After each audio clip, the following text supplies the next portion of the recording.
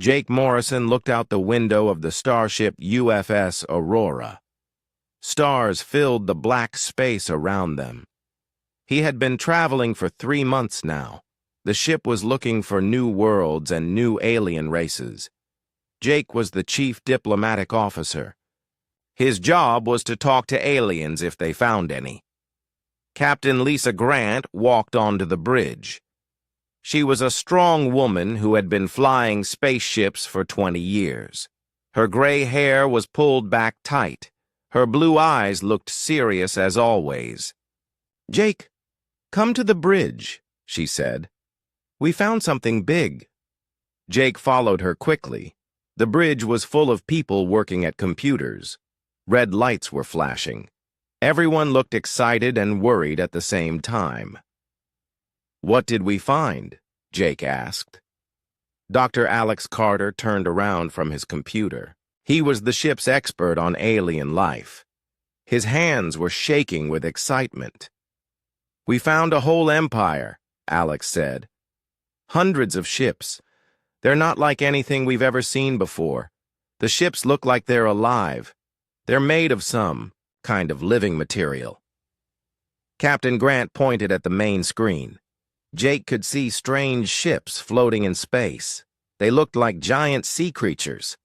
Their surfaces moved and pulsed like they were breathing. Lights flowed across them in patterns. "They call themselves the Zephyrian Empire," Lisa said. "We picked up their radio signals.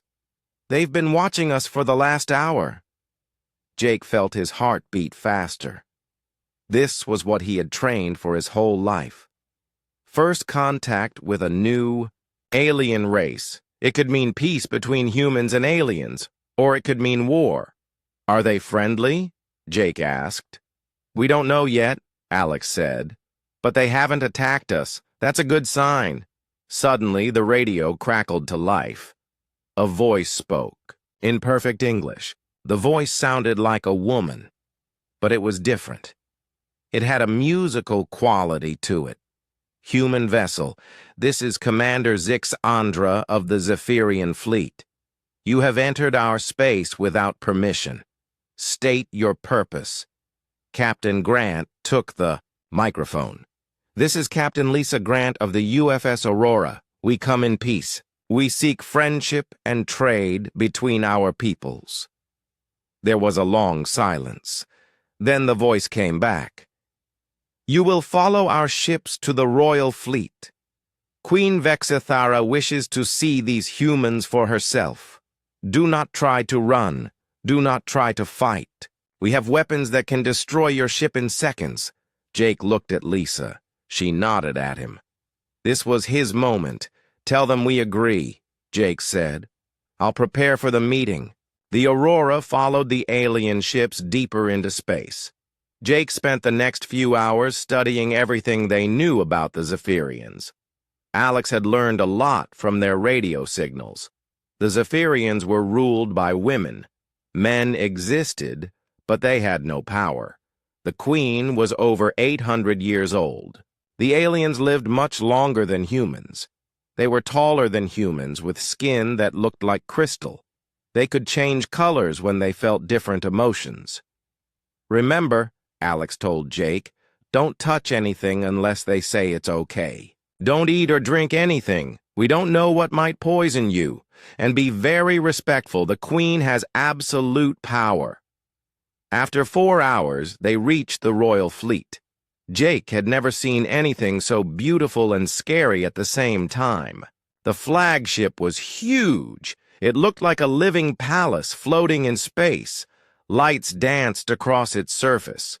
Smaller ships surrounded it like guards. "Jake, you'll take a shuttle over with Alex," Captain Grant said. "I'll stay here and keep the ship ready. If something goes wrong, we'll try to get you out." Jake put on his best diplomatic uniform. He checked his translator device. He made sure he had gifts from Earth, music, art, and books about human culture. The shuttle bay of the alien ship was unlike anything Jake had ever seen. The walls moved and breathed. The floor felt soft under his feet. Strange creatures that looked like flying jellyfish provided light. 2 aliens met them at the shuttle. They were tall and thin, at least 7 feet high. Their skin was pale blue and seemed to glow from inside. They wore robes that changed colors as they moved. Their eyes were large and silver. "I am Diplomatic Assistant Veltara," one of them said. Her voice was like singing. "You will follow me to the Queen's chamber. Do not speak unless the Queen speaks to you first. Do not look directly at her unless she gives permission. Do not touch anything." They walked through long hallways. The walls showed moving pictures of alien worlds and strange creatures. Jake tried not to stare, but everything was so different from human technology. Finally, they reached a huge room. The ceiling was so high, Jake couldn't see the top. Plants that glowed in different colors grew everywhere. In the center of the room, on a throne that looked like it was made of living coral, sat Queen Vexithara. She was the most beautiful and terrifying being Jake had ever seen. She was at least 8 feet tall. Her skin was pale purple and seemed to have stars moving under the surface. Her hair was long and white, floating around her head like she was underwater. Her eyes were solid gold. When she looked at Jake, he felt like she could see into his soul. "So," the Queen said, her voice filling the entire room, "these are the humans we have heard about, small creatures from a small world. Tell me, human, why should the mighty Zephyrian Empire care about your kind?" Jake took a deep breath. The fate of humanity might depend on what he said next. Jake stood before the alien queen, his mouth dry with fear. Queen Vexithara's golden eyes stared at him. He could feel the power coming from her. Every alien in the room was watching him. "Your Majesty," Jake said, bowing low, "humans come seeking friendship. We have much to offer. Our art, our music, our science. We believe different peoples can learn from each other and grow stronger together." The Queen tilted her head. Her floating hair moved like water. "Interesting words from such a small creature. You speak of strength, but you look very weak to me." Dr. Alex Carter stepped forward. He bowed deeply. "Great Queen, humans may be smaller than your people, but we have traveled far to reach you. We crossed the dark space between stars seeking new friends." Queen Vexithara laughed. The sound was like music and thunder at the same time. "You have courage. I will give you that. Very well. You may stay for 7 days. We will learn about each other. If I find you worthy, perhaps we can be allies. If not..." She didn't finish the sentence, but her meaning was clear. Over the next 3 days, Jake and Alex learned amazing things about the Zephyrians. Their ships were alive, grown in great gardens. Their technology used living cells instead of metal and wires. They could live for thousands of years. Their empire covered dozens of star systems. The Zephyrians were also learning about humans. They were surprised that humans lived such short lives but accomplished so much. They found human music strange but beautiful. Human art confused them, because it showed so many emotions. "Your people feel so much," said Veltara, the diplomatic assistant. "Zephyrians control our emotions. We think feeling too much makes us weak. But feeling makes us strong," Jake said. "When we love something, we fight harder to protect it. When we're sad, we learn to help others. Emotions help us understand each other." Veltara looked puzzled. "The Queen finds your ideas very strange, but also interesting." On the 4th day, Queen Vexithara invited Jake to a special ceremony. "This is a great honor," Veltara explained. "The Queen wants to perform the bonding of understanding. It will help her see into your mind and heart. She will know if you speak truth or lies. Jake was nervous, but he agreed. Alex came with him to observe and take notes. They were led to a different chamber. This room was smaller, but even more beautiful. Living crystals grew from the walls, singing soft music. The air smelled like flowers after rain. Queen Vexithara stood in the center of the room. She wore a different robe now, one that sparkled like starlight. In her hands, she held a crystal cup filled with glowing blue liquid. "This is the nectar of truth," she said. "When two beings share this drink, they can understand each other's thoughts and feelings. Are you brave enough to share this with me?" Jake looked at Alex. His friend nodded. This could be the key to peace between their peoples. "I am honored, Your Majesty," Jake said. The queen drank from the cup first. The liquid made her skin glow brighter. Then she handed it to Jake. "Drink, and let us see what manner of being you truly are." Jake took the cup. The liquid was warm and tasted like honey mixed with lightning. As soon as he swallowed it, he felt strange. His body tingled. Colors seemed brighter. He could hear the queen's heartbeat, slow and powerful like ocean waves. "Now we dance the dance of souls," the queen said. She began to move around the room in flowing patterns. Jake followed, copying her movements. As they danced, he felt connected to her in a way he had never experienced with anyone. He could sense her thoughts, her memories, her feelings. He saw her as a young princess, learning to rule. He felt her, loneliness, ruling for centuries with no one who truly understood her. He sensed her fear that her empire was becoming weak and needed new strength. The queen gasped. "I can see your memories too," she said. "Your childhood on Earth, your training, your love for your people. You truly want peace." They danced for what felt like hours. Other Zephyrians joined them, chanting in their musical language. Jake felt wonderful, like he was flying among the stars. Finally, the ceremony ended. Jake felt dizzy and sat down hard. Alex rushed to help him. "Are you okay?" Alex asked. "I feel strange," Jake said, "but good. Like I understand everything now." Queen Vexithara looked different too. Her skin was brighter and she seemed younger somehow. "The ceremony is complete," she announced. "I have seen this human's soul. He speaks truth. His people can be our allies." The other Zephyrians cheered. Jake smiled, feeling proud that he had passed the test. But Alex looked worried. He was scanning Jake with his medical device. "Jake, I'm reading some strange changes in your body chemistry," he whispered. "What kind of changes?" Jake asked. Before Alex could answer, Queen Vexithara suddenly stopped celebrating. She stood very still, her hand on her stomach. Her skin began to change colors rapidly, blue, then green, then gold. "Something is wrong," she said in a quiet voice.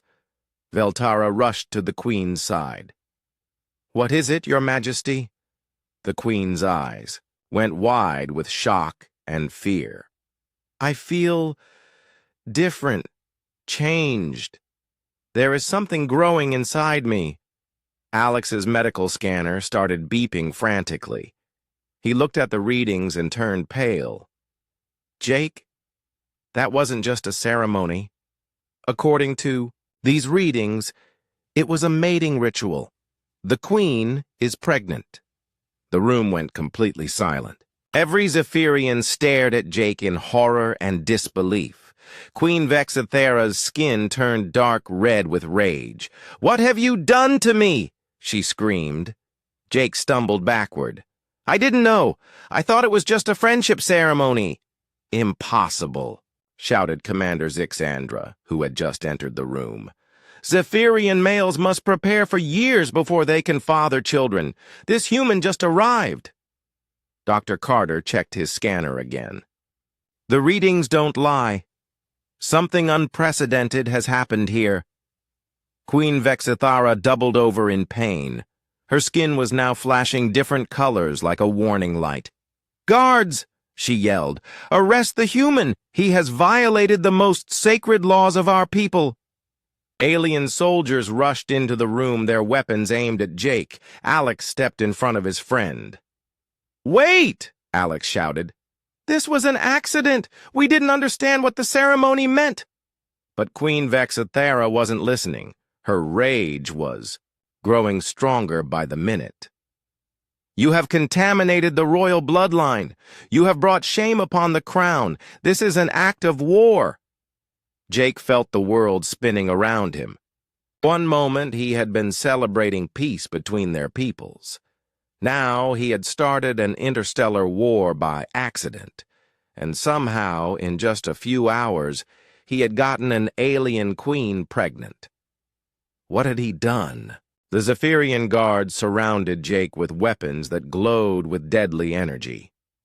Queen Vexithara stood in the center of the room, her body shaking with fury.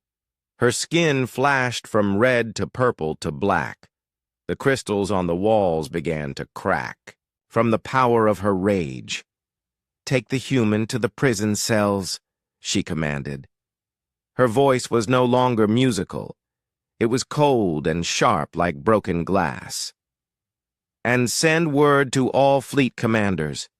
We prepare for war against the human race." "Your Majesty, please," Jake said, raising his hands. "This was an accident. We meant no harm." The queen spun around to face him. Her golden eyes now burned like fire. "Accident? You have done something that should be impossible. In 50,000 years of Zephyrian history, no outsider has ever contaminated our royal blood." Commander Zixandra stepped forward. She was the queen's daughter and the head of the military. Her face showed anger, but also confusion. "Mother, perhaps we should study this before we act. How could this human succeed where our own males need decades of preparation?" "Silence!" the queen roared. Lightning-like energy crackled around her body. "The law is clear. Anyone who breeds with the queen without permission commits the highest crime. The punishment is death for the criminal and war against his people." Dr. Alex Carter tried to step between Jake and the guards. "Great Queen, we are scientists. Let us study what happened. Maybe we can reverse it somehow." Queen Vexithara laughed bitterly. "Reverse it? Fool! Zephyrian pregnancy cannot be stopped once it begins. This creature inside me will be born, a half-breed monster that will shame my bloodline forever." She pressed her hands to her stomach. Jake could see that her belly was already starting to grow. Zephyrian pregnancies moved much, faster than human ones. "The child will be killed as soon as it is born," the queen declared. "And then I will personally lead our fleet to destroy every human world we can find." Jake felt sick with horror. Not only had he doomed himself, but his entire species. "Please, Your Majesty, kill me if you must, but don't punish all humans for my mistake." The queen's eyes narrowed. "Your mistake? This was no mistake. This was an invasion. A genetic assault on our purity. Humans are clearly a dangerous species that must be eliminated." The guards forced Jake to his knees. One of them placed a weapon against his head. Jake closed his eyes and thought of his home on Earth. He thought of his family. He had tried to bring peace and instead brought destruction. "Wait," said a new voice. Everyone turned to see an old Zephyrian male entering the room. He was ancient. Even by alien standards, his crystal skin cracked with age. He wore the robes of a high priest. Master Keth Voran, the queen said, surprised. Why do you interrupt? The old priest bowed slowly. Your Majesty, before you start a war, you should know something important. I have been studying the ancient texts. There is a prophecy about this exact event. Commander Zixandra looked puzzled. What prophecy? Master Kethovoran pulled out a crystal tablet covered with strange writing. It speaks of a time when the catalyst from distant stars will bridge two worlds with new life. The Queen's fury will shake the heavens, but the child will bring change that saves both peoples. Queen Vexathara snarled. Prophecies are just old stories. They mean nothing. Perhaps, the priest said calmly, but the prophecy also says that the catalyst will carry ancient markers in his blood, genetic codes from the time before our peoples separated. Dr. Carter looked excited despite the danger. That's impossible. Humans and Zephyrians evolved on different worlds. Master Keth Voran smiled mysteriously. Did we? The texts speak of a time long ago, when all thinking beings were one people. Perhaps this human carries traces of our common ancestry. The queen wavered for a moment, then her anger returned stronger than before. I don't care about ancient stories. This human has violated me. He will die, and his people will pay. Her rage was so intense that the floor began to shake. Cracks appeared in the walls. The living crystals stopped singing and began to scream in high, painful notes. Jake felt something strange happening inside his own body. The alien drink was still affecting him. He could sense the queen's emotions, and underneath her fury, he felt something else. Fear, loneliness, and something new. A connection to the life growing inside her. I can feel it, Jake said quietly. I can feel the child. Everyone stared at him. Queen Vexathera's skin went pale. What did you say? The baby. I can sense it somehow. It's trying to communicate. The queen stepped back in shock. That's impossible. Zephyrian children don't develop telepathy until they are born. But Jake was right. A small voice was speaking in his mind. It was young and innocent, but also incredibly intelligent. Father, the voice said, Mother is afraid. Help her understand. Jake gasped. It called me father. It says you're afraid. Queen Vexathara's hand flew to her stomach. Her skin began changing colors, rapidly as emotions warred inside her. The child speaks? Already? Commander Zixandra looked amazed. Mother, this is unprecedented. Even the most gifted Zephyrian children don't develop such abilities for months after birth. The voice in Jake's mind spoke again. Tell Mother that I am not a monster. I am a bridge between worlds. I will help both peoples grow stronger. Jake repeated the message. The queen's eyes filled with tears that sparkled like diamonds. No, she whispered. I won't listen to these tricks. Guards, take the human away. Begin preparing the fleet for war. But as the guards moved toward Jake, the queen suddenly cried out in pain. She fell to her knees, holding her stomach. Her skin was now flashing so fast it was hard to look at. Your Majesty! Veltara rushed to help her. Dr. Carter scanned the queen with his medical device. Her body is rejecting the pregnancy. The stress and rage are killing both her and the child. The small voice in Jake's mind sounded weaker now. Father, I'm scared. Mother's anger is hurting us both. Jake broke free from the guards and ran to the queen's side. Please stop fighting it. You're hurting yourself and the baby. Don't touch me, the queen screamed, but her voice was weak. Jake knelt beside her anyway. I know you're scared. I'm scared too. But our child needs us to work together. For the first time since the ceremony, Queen Vexithara looked at Jake without pure hatred. Her golden eyes were filled with pain and confusion. I have ruled for 800 years, she whispered. I have never felt so helpless. Jake gently placed his hand on her arm. The moment they touched, the connection between them grew stronger. He could feel her fear, her pride, her centuries of loneliness, and she could feel his genuine sorrow for what had happened. We'll figure this out together, Jake said softly. For the sake of our child. The queen's skin slowly stopped flashing. The crystals in the room began to sing again, but the song was different now. Sadder, but also hopeful. But outside the chamber, Jake could hear the sounds of war preparations beginning. Ships were powering up weapons. Soldiers were getting ready for battle. Even if the queen forgave him, would the rest of her people accept a human-alien hybrid child? The answer to that question would determine the fate of 2 entire civilizations. 3 days passed since Jake had touched Queen Vexithara's arm.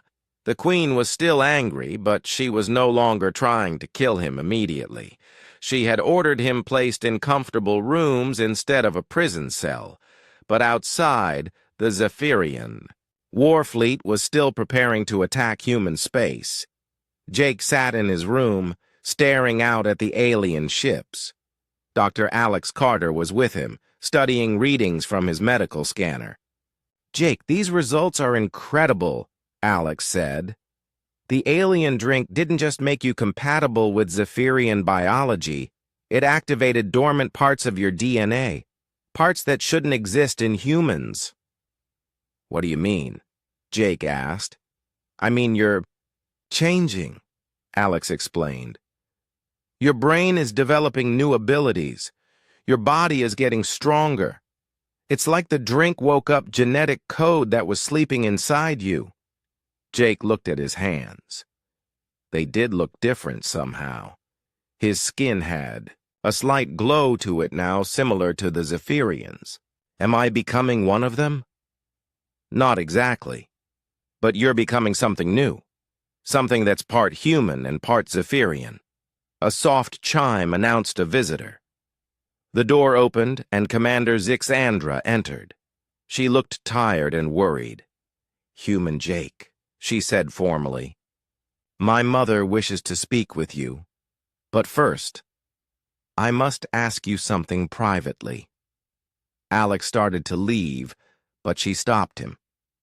You may stay, Doctor. This concerns you both. She sat down across from them. Tell me honestly, did your people know what would happen when you came here? Jake shook his head. No, we had no idea your people even existed until we found you. This was all an accident. Zixandra studied his face carefully. I believe you. But some of my people think differently. They think humans planned this as an attack on our genetic purity. Who thinks that? Alex asked. Several noble houses led by Lord Quendrath. They have convinced many that humans are dangerous. Invaders who must be destroyed. Jake felt worried. What does the Queen think? My mother is confused. The pregnancy is affecting her in ways we don't understand. She feels connected to the child, but also ashamed of it. She changes her mind about what to do every few hours. Zixandra leaned forward. But I have discovered something important. Lord Quendrath and his allies have been using biochemical treatments to make my mother's emotions stronger. They want her angry, so she will order the attack on humanity. That's horrible, Alex said. They're drugging their own queen? It's not illegal, Zixandra explained. Emotional enhancement is sometimes used to help rulers make tough decisions. But in this case, they are making her too angry to think clearly. Jake stood up quickly. We have to stop them. If they succeed, millions of people will die in a war. That doesn't need to happen. I agree, Zixandra said. But I need proof of what they're doing. And I need to understand why you were able to impregnate my mother when it should be impossible. She led them through the ship to a science laboratory. The room was filled with equipment that seemed alive, just like everything else on the ship. Strange creatures in glass tanks provided light and power. Our scientists have been studying your blood samples, Zixandra said. What they found is shocking. An old female scientist approached them. Her skin was pale green and covered with intricate patterns. I am Research Master Velandra. Your DNA is most unusual, human. She showed them a display of genetic information. Jake couldn't understand most of it, but Alex was fascinated. These genetic markers, Alex said, pointing at the screen. They're not human, but they're not fully Zephyrian either. Exactly, Velandra said. They appear to be from a common ancestor. According to our records, these genes haven't been seen for over 1,000,000 years. Jake felt confused. How is that possible? Velandra's patterns glowed brighter with excitement. Long ago, before our peoples developed space travel, we believe all intelligent life in this galaxy came from one source, a race we call the Builders. They spread life among the stars, then disappeared. You're saying humans and Zephyrians are related? Alex asked. Distantly, yes, but the connection was lost long ago. Until now. She pointed at Jake. This human carries active builder genes. That's why the bonding ceremony worked. Commander Zixandra looked thoughtful. The ancient prophecy Master Kethavoran mentioned. It spoke of the catalyst carrying old blood. Suddenly, the small voice spoke in Jake's mind again. It was stronger now, clearer. Father, I must show you something important. Touch the memory crystal. Jake looked around and saw a large crystal growing from the laboratory wall. Without knowing why, he walked over and placed his hand on it. Immediately, images flooded his mind. He saw the galaxy as it was 1,000,000 years ago. A beautiful race of beings that looked like a mixture of humans and Zephyrians spread life to countless worlds. They guided the development of many species, including the ancestors of both humans and Zephyrians. But then, something went wrong. The Builders faced a great crisis. Their empire was falling apart. As a final act, they scattered genetic seeds among their children's species, hoping that someday those seeds would awaken and reunite the galaxy. The vision ended and Jake staggered backward. The child showed me that. Our baby has memories from the Builders. Everyone stared at him in amazement. Even Velandra looked shocked. Impossible, she whispered. Those memories were lost eons ago. The voice spoke in Jake's mind again. Father, Mother is in danger. The bad ones are making her sick with their medicines. She needs help. Jake felt panic. The Queen! Something's wrong with her. They ran through the ship toward the royal chambers. Along the way, they passed groups of nobles arguing loudly. Jake could see the ship was dividing into factions, those who wanted war and those who wanted peace. They reached the Queen's chambers to find her, writhing in pain on her bed. Her skin was flashing rapidly between different colors. Several noble males stood around her, including a tall one with dark purple skin who must be Lord Quendrath. The alien contamination is making her sick, Lord Quendrath was saying. We must remove the creature from her body and then destroy all humans before they infect others. "Get away from her!" Jake shouted, running into the room. The nobles turned to face him with hatred in their eyes. "How dare the human enter the royal chamber?" Lord Quendrath snarled, but Jake ignored them and went to the queen's side. The moment he touched her hand, he could feel what was wrong. The chemicals they had been giving her were fighting against the pregnancy. Both she and the baby were being poisoned. "You're killing her," Jake said to the nobles. "Your treatments are toxic. To the hybrid child, they're both going to die if you don't stop."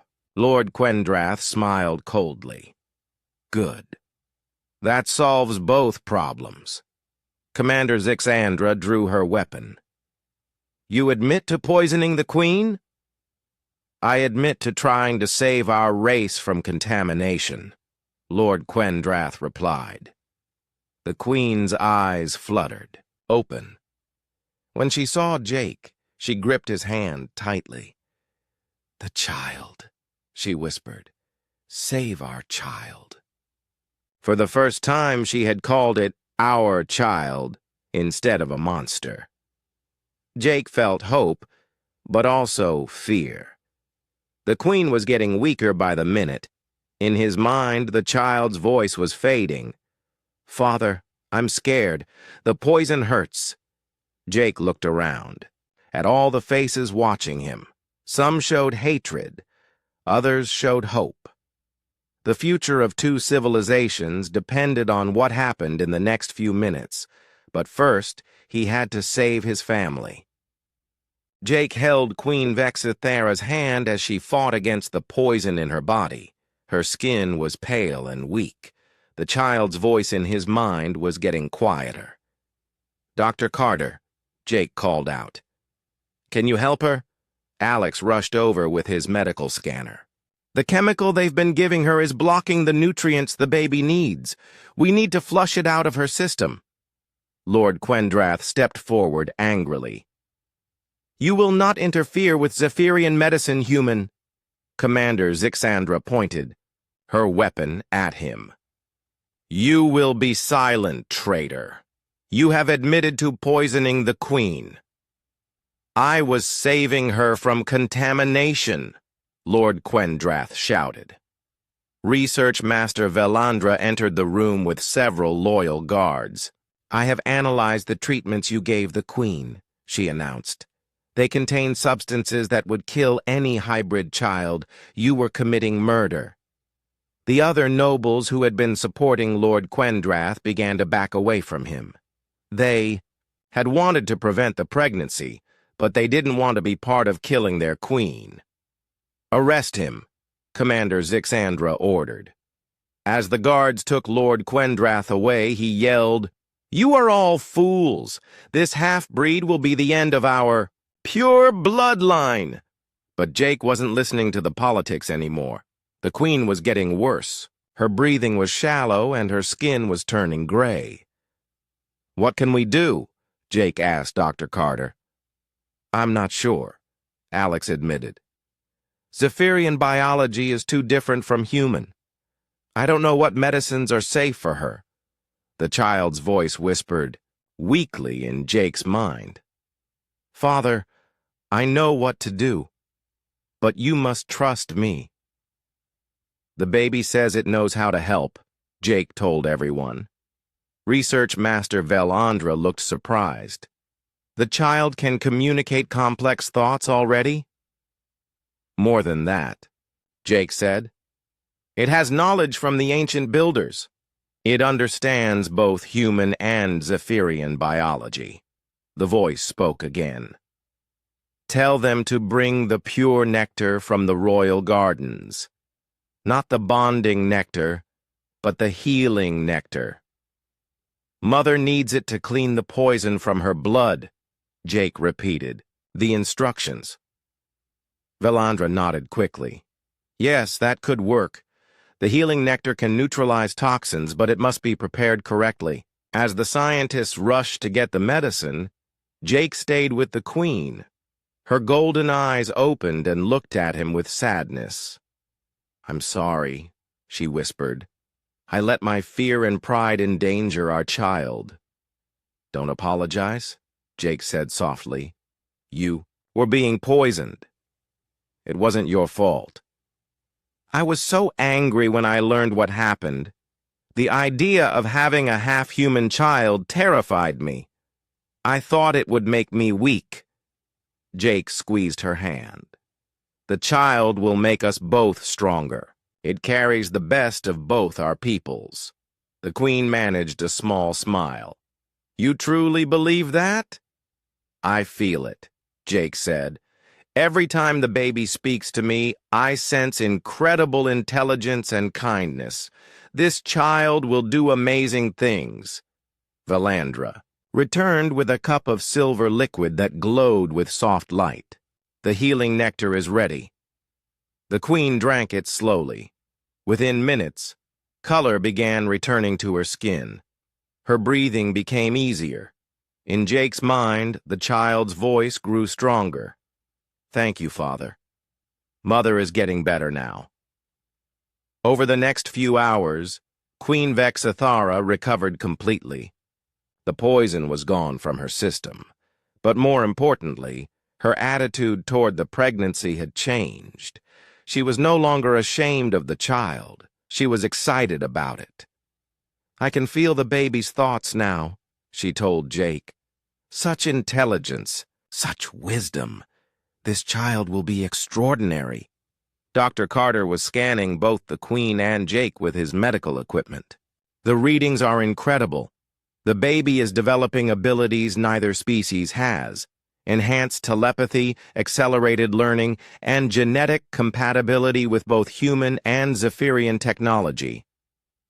3 weeks later, Queen Vexithara gave birth to a daughter. The birth was easier than anyone expected, lasting only a few hours. When the baby was born, everyone in the room gasped in wonder. She was beautiful in a way that combined the best features of both species. She had her mother's golden eyes and musical voice, but her father's warm skin tone and facial features. Most amazing of all, she was born already able to speak telepathically. "Hello, Mother." "Hello, Father," the baby said in their minds. "I am Lyra. I am here to help our peoples become friends."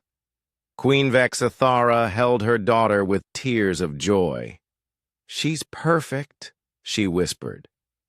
Jake looked at his daughter and felt overwhelming love.